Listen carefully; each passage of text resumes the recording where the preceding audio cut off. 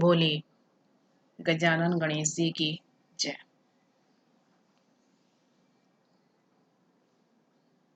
आज मैं चैत्र मास गणेशोत्सव व्रत की कथा सुनाती हूँ। अगर आपको अच्छी लगे तो लाइक शेयर सब्सक्राइब जरूर कीजिएगा।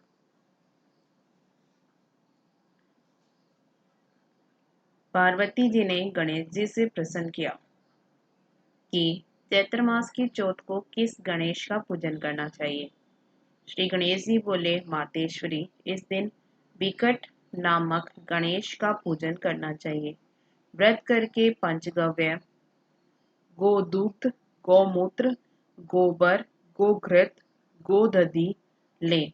गणेश जी का पूजन करें। घी तथा बिजोरा की हवन में आहुति दें। ऐसा करने से संकटों का नाश होता है तथा बांझ स्त्री के भी पुत्र हो जाता है। सतयुग में मकरध्वज नामक एक राजा था। वह अपनी प्रजा का पालन पुत्रवत की भांति करता था। उसके राज्य में कोई दुखी नहीं था। महर्षि याज्ञवल्क्य के आशीर्वाद से उस राजा के एक सुंदर लड़का पैदा हुआ। राजा ने राज्य का कार्य अपने मंत्री को सौंपकर बच्चे का पालन पोषण स्वयं प्रारंभ कर दिया। मंत्री के 5 पुत्र थे। उसने सबका विवाह कर दिया था। पांचों बहुओं में सबसे छोटी बहू धर्मात्मा और श्रद्धालु थी। उसने चैत्र मास की चौथ को गणेश का पूजन और व्रत किया। उसकी सास ने उसे मना किया तो भी उसने पूजन और व्रत को त्यागा नहीं। तब सास ने कहा कि दुष्टता हमारे घर का नाश करने आई है। सास ने उसे मारा पीटा। इस पर भी बहू ने अपना पूजन बंद नहीं किया। तब सास ने अपने छोटे बेटे से कहा कि तेरी बहू मेरा कहना नहीं मानती है तथा पाखंड और ढोंग मचा रही है। यह कौन सा गणेश है जिसकी यह पूजा करती है।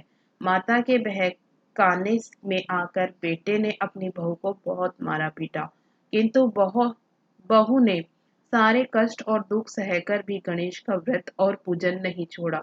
बहू ने व्रत पूजन के बाद बड़ी श्रद्धा के साथ गणेश भगवान से प्रार्थना की कि मेरे पति, सास और ससुर के हृदय में अपनी भक्ति की भावना उत्पन्न कर दो, जिससे वह मुझे सताना छोड़ दे। दूसरे ही दिन गणेश जी ने अपनी माया से राजा के पुत्र को धर्मपाल के घर में छिपा दिया और राजकुमार के कपड़े तथा आभूषण राजभवन में डाल दिए। राजकुमार के खो जाने पर राजा बड़ा व्याकुल हुआ। राजा ने मंत्री तथा अन्य सारे राज्य कर्मचारियों को बुलाकर राजकुमार को ढूंढने का आदेश दिया।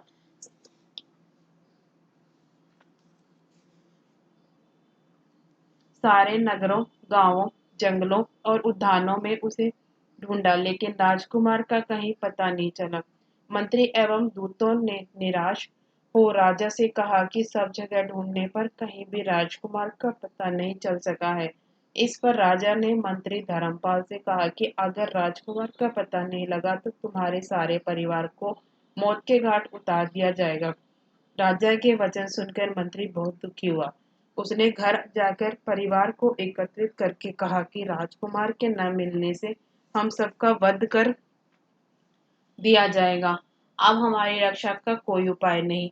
सबको दुखी देखकर छोटी बहू ने कहा, पिताजी, आप लोगों ने गणेश जी का पूजन में विघन डाला था, इसलिए यह उन्हीं का कोप हुआ है। यदि आप और हम सब मिलकर विधि विधान सहित गणेश जी का व्रत और पूजन करें तो गणेश जी का कोप शांत हो जाएगा, राजकुमार भी मिल जाएगा। धर्मपाल ने बहू से कहा कि तू धन्य है, तू ही हमारे वंश की रक्षा करने वाली है। तू जैसा कहे हम वैसा करने को उद्यत है। बहू के कहने पर सबने बड़ी श्रद्धा और लगन के साथ कष्ट नाशनी चौथ का व्रत और पूजन किया। व्रत और पूजन के प्रभाव से गणेश जी प्रसन्न हो गए और उनका कोप भी शांत हो गया, जिससे राजकुमार प्रकट हो गए। इसलिए इस व्रत से बढ़कर और कोई दूसरा व्रत नहीं है। बोलिए गजानन गणेश जी की जय।